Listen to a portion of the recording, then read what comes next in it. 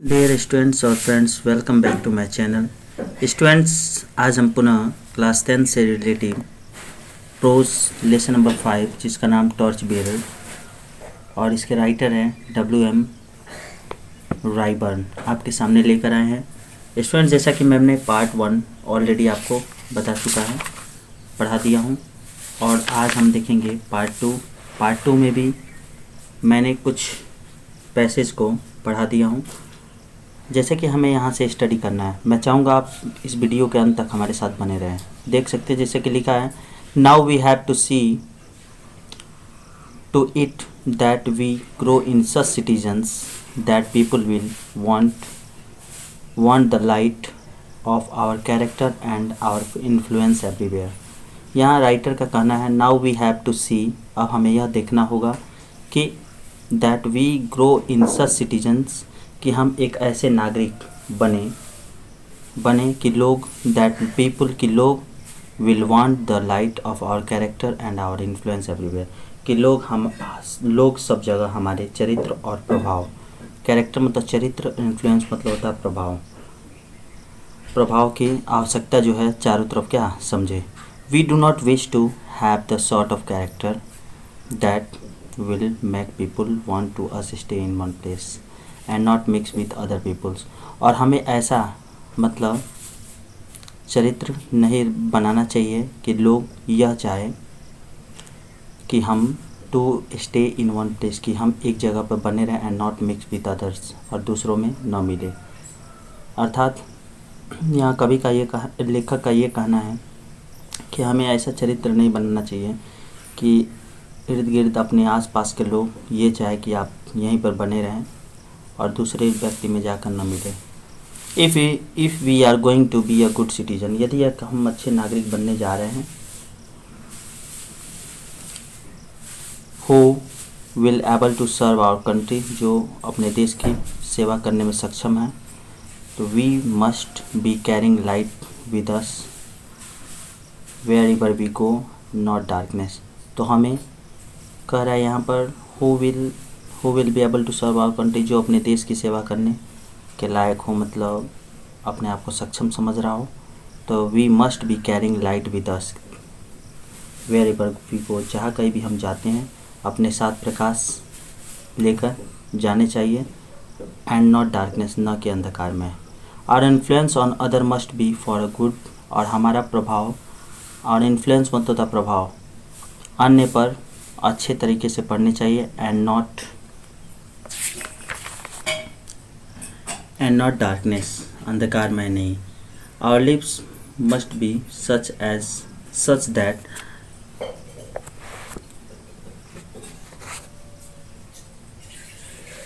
What ever we go and where we live,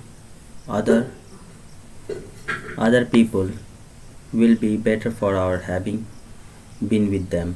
कह रहा है, आवर लिव्स मस्ट बी सच, हमारे रहन सहन जो है, अर्थात हमारे रहने की जो स्थिति है, ऐसा होना चाहिए कि वेयर एवर वी गो, जहाँ कहीं भी हम जाए, वेयर एवर वी लिव, जहाँ कहीं भी हम रहे, other people will be better for our having been with them, कि अन्य लोग के साथ हमारा रहना उन्हें अच्छा लगे, बेहतर लगे। अ good citizen is a centre of light, एक अच्छा नागरिक जो होता है वो प्रकाश का केंद्र होता है।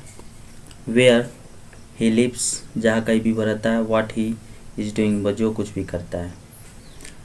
The greater the number of good citizen in our country, more enlightenment will the country be as a whole. यहाँ लेखक का कहना है, the greater the number of the good citizen, मतलब कह सकते हैं बड़ी संख्याओं में अच्छे नागरिक का होना हमारे देश में, more enlightenment will be country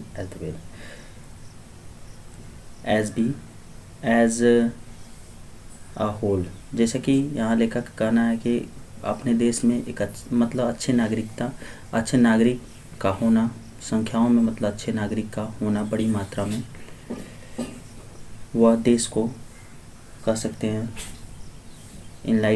more enlightenment will be country. इससे देश क्या होता है, अत्यधिक उन्नतशील होता है। आगे फिर देख सकते हैं all of us will be citizen of our country और will be citizen of our country. हम सभी अपने देश के नागरिक हैं अर्थात होंगे। विल बी यहाँ लिखा है अर्थात होंगे। But we have to make up our mind what whether we are going to be good citizen और bad। और हमें यह देखना होगा अर्थात हमें यह निर्णय लेना होगा कि हम ऐसे एक नागरिक जीवन जिए जिसे हमारा देश, या आप कह सकते हैं यहाँ पर थोड़ा सा समझना होगा। But we have to make up our mind, हमें अपने निश्चय करना पड़ेगा कि whether we are going to be good citizens और बैड, कि हम एक अच्छे नागरिक बनने जा रहे हैं या एक बुरा। वी हैव टू डिसाइड, हमें यह भी निर्णय लेना होगा whether we live such lives that our country will be better for our lives, कि हम ऐसे मतलब रहें कि हमारा देश जो है हमारे रहने से अच्छा महसूस कर रहा हो, एंड वर्क और हमारे कार्य से, और द वर्स या तो बुरा। यहाँ कहने का मतलब है कि हमें यह निर्णय करना होगा कि हम एक ऐसे नागरिक जीवन जिए जिससे हमारा देश हमारे जीवन का कार्य से अधिक अच्छा हो या बुरा। आगे फिर देख सकते हैं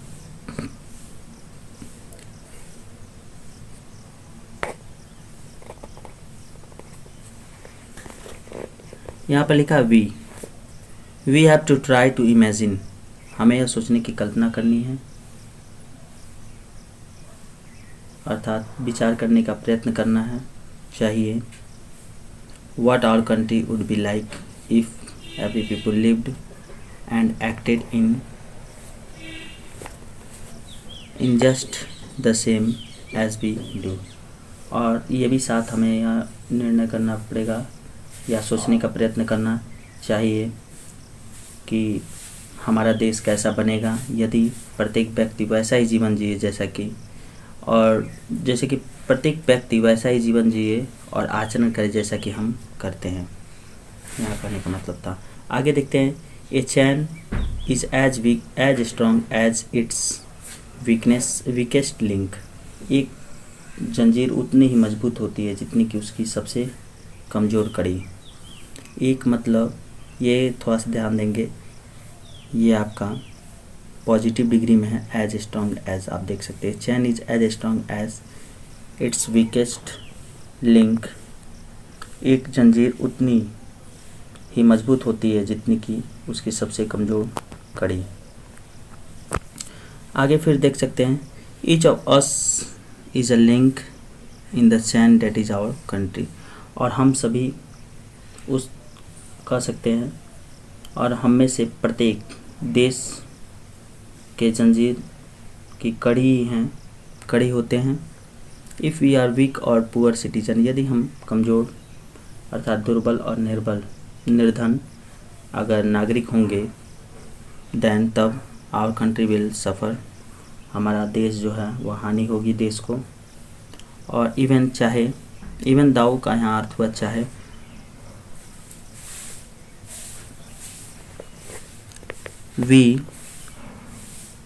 we may try to comfort ourselves with the false idea, और चाहे यहाँ पर कहने का मतलब है हम अपने झूठे विचार से अपने आप को सांत्वना देने की कोशिश करें। that it does not make any difference what one people does in a such large country where so many people live। तो यहाँ थोड़ा सा ध्यान देना होगा। तो इसमें कोई अंतर नहीं पड़ेगा, अर्थात पड़ता कि एक आदमी एक विशाल देश में क्या करता है जहाँ बहुत लोग क्या निवास करते हैं, अर्थात so many people live, जहाँ बहुत से लोग रहते हैं। But if one candle goes out, यदि एक मोमबत्ती या एक कह सकते हैं मोमबत्ती अगर बुझ जाती है, देन तब in that one place there is a darkness instead of light, तो वह स्थान जहाँ पर प्रकाश रहता है उसके बदले वह क्या हो जाएगा, अंधकार हो जाएगा। It is only when all the candles burn brightly then whole house will be full of light। और यह जब सारी मोमबत्तियाँ क्या चमक रही होंगी अर्थात जल रही होंगी, जलेंगी, तभी सारा देश का जो घर है अर्थात पूरा घर है वह क्या प्रकाश से भरा रहेगा। आगे फिर आप देख सकते हैं, each of us therefore has a responsibility to being a good citizen. इसलिए हम में से प्रत्येक का उत्तरदायित्व है। रेस्पॉन्सिबिलिटी मतलब उत्तरदायित्व, जिम्मेदारी है कि हम एक अच्छे नागरिक बने। वी मस्ट सी, थोड़ा सा ध्यान देना होगा, we must see that our particular link is the chain is not weak one। यहाँ कहने का मतलब है, और हमें यह देखना चाहिए कि जंजीर में हमारी जो कड़ी है कमज़ोर तो नहीं है। When the Olympic were being held in London in 1948, a flame was carried to London to Greece। जब ओलंपिक गेम का आयोजन 1948 में लंदन में हुआ था तो a flame was carried to London from Greece।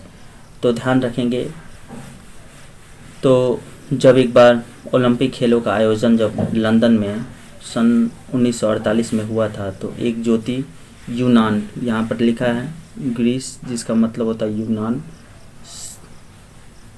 से कहाँ पर लाया गया था, लंदन तक।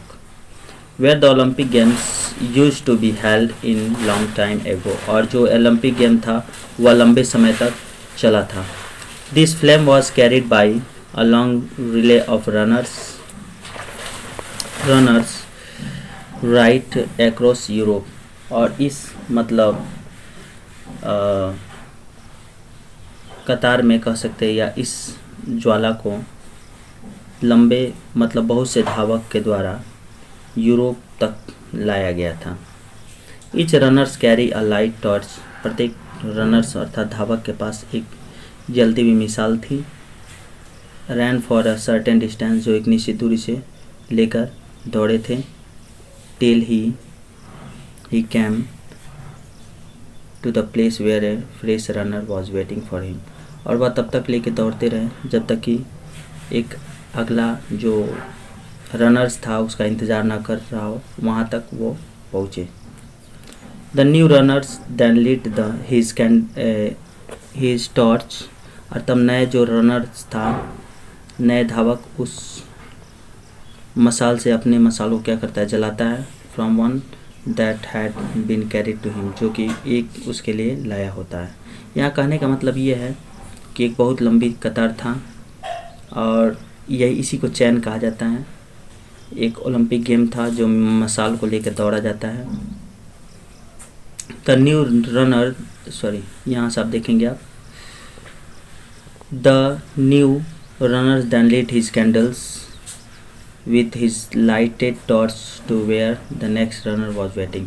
और तब वो क्या करता था, जब वह इस मसाल को जला लेता था तब वो वहाँ से चल पड़ता था अर्थात दौड़ने लगता था जब तक कि वह नए रनर जो उसके लिए वेट कर रहा होता है जलाने के लिए अपना मसाल, वहाँ तक पहुँच न जाए। He had a fresh torch which was carried till it reached London। और उसके पास एक नया फ्लेम होता है जब तक कि वह उसे लेकर लंदन तक न पहुँच जाए। From the last torch was lit fire which was burnt all the time the games were going on। और जब अंतिम जब टॉर्च अर्थात मसाल जब क्या हो जाती थी, जला दी जाती थी तो उसे लंबे समय तक छोड़ दिया जाता था और इस तरह से the games were going on, और इस तरह से खेल क्या हो जाता था, समाप्त हो जाता था। आगे फिर आप ध्यान दे सकते हैं, यहाँ लिखा है although nothing was said about it, यद्यपि इसके बारे में कुछ नहीं बताया गया। And no names were mentioned, और कोई भी नाम भी नहीं बताई गई। At one place there was an accident, एक ऐसा जगह था जहाँ दुर्घटना हो गई।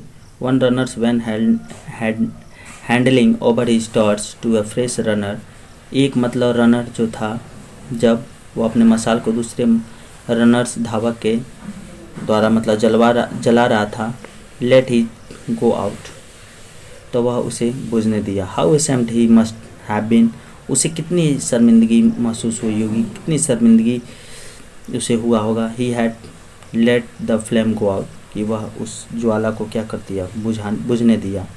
He had broken the chain, उसने जंजीर को क्या कर दिया था, छोड़ दिया था, तोड़ दिया था।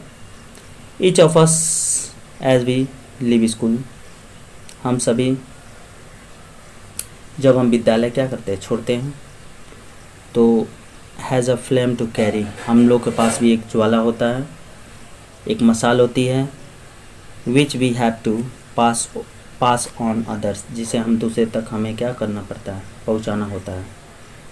We have been given knowledge and skill, और हमें ज्ञान और कुशलता दी गई है।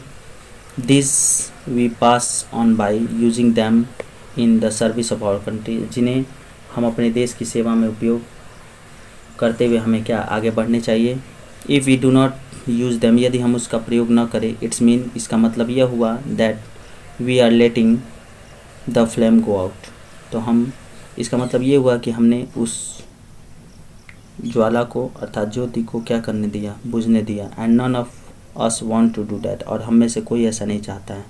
But if we are going to be able to keep alight the torch has been given to us, और आगे फिर कह रहा है यहाँ पर, but if we are going to be able to keep alight the torch, यदि हम उस मसाल का जो लाइट है उसको अगर लेने में अर्थात उसका यूज़ करने में, अपने पास रखने में अगर सक्षम है, that has been given to us, जो हमें दी गई रहती है, तो वी हैव टू नो, हमें यह जानना होगा कि how to look after it, कि हम उसकी देखभाल कैसे करें। And we have know how to hold it, और हमें यह भी जानना होगा कि हम उसे कैसे पकड़े, एज वी रन, जब हम दौड़ते हैं, अर्थात दौड़ते समय हम कैसे पकड़े, ये भी ज्ञान होना चाहिए।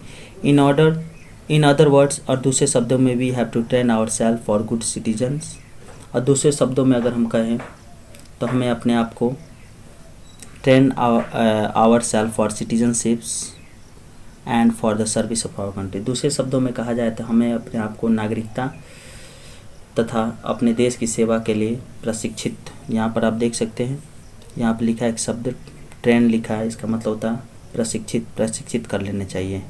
दूसरों शब्दों में कहा जाए तो हमें अपने आप को अच्छे नागरिकता के प्रति और अपने देश के सेवा के प्रति प्रशिक्षित कर लेना चाहिए। सो स्टूडेंट्स, यदि आपको ये वीडियो पसंद आया तो हमारे चैनल को सब्सक्राइब करके बेल आइकन जरूर दबाएं, ताकि आने वाला वीडियो आपको समय से मिलता रहे। So students, thanks, that's all.